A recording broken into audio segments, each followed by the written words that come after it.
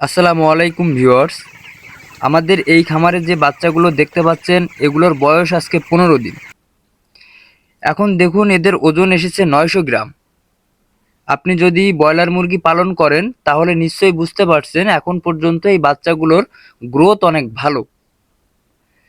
কিন্তু এমন অনেকেই আছেন যারা প্রথম 15 দিনের ভিতর এমন কিছু ভুল করেন যার জন্য আপনার মুরগি অসুস্থ হয়ে পড়ে এবং ওজন বা গ্রোথ ঠিক থাকে না।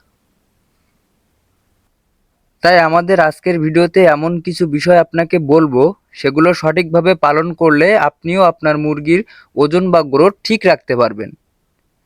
তাই না টেনে পুরো ভিডিওটি দেখতে থাকুন। আর আপনি যদি আমাদের চ্যানেলে নতুন হয়ে থাকেন তাহলে অবশ্যই সাবস্ক্রাইব করবেন। প্রথমে যে বিষয়টি বলবো সেটি হলো মুরগিগুলোর ভালো মানের খাবার খাওয়াতে হবে।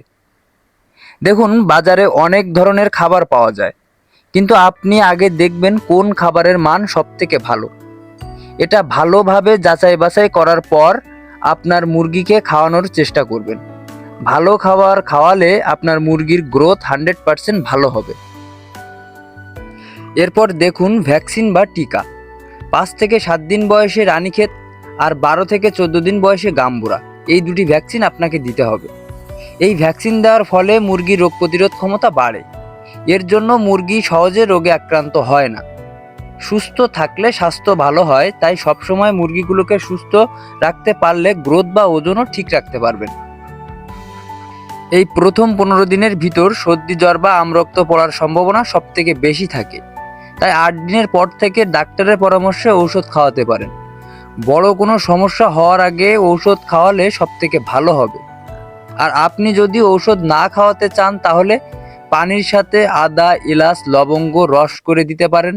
তাহলে সর্দি জ্বরের মতো লক্ষণ থেকে আপনার মুরগিগুলো রক্ষা পেতে পারে। এরপর শেষ যে কাজটি করতে হবে তা হলো 6 দিন বয়সের পর থেকে দুপুর 12টা থেকে 3টা পর্যন্ত খামারের খাবার বন্ধ রাখুন। এই সময়ে শুধু পানি খেতে দিতে হবে, কারণ এখন যেহেতু গরমের সময় তাই দুপুরের সময় সবথেকে বেশি গরম পড়ে। এই সময়ে মুরগির খাবার খেলে স্ট্রোক করার সম্ভাবনা সবথেকে বেশি থাকে, তাই এই সময়ে খামারের খাবার বন্ধ রাখাটা সবথেকে ভালো হবে।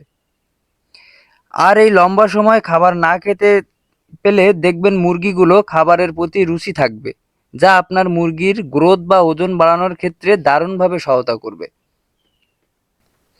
আমরা এই বিষয়গুলোর উপর বিশেষভাবে মনোযোগী ছিলাম, ফলস্বরূপ আমাদের বাচ্চাগুলোর ওজন ঠিক রাখতে পেরেছি। আমাদের আজকের ভিডিওটা এই পর্যন্ত। আপনার কিছু জানার থাকলে বা বুঝতে অসুবিধা হলে অবশ্যই আমাদেরকে কমেন্ট করবেন, আমরা নিশ্চয়ই তার সমাধান করার চেষ্টা করব। আর আমাদের ভিডিও পরবর্তী সময়ে সবার আগে দেখার জন্য অবশ্যই আমাদের চ্যানেলটি সাবস্ক্রাইব করবেন। ধন্যবাদ সবাইকে।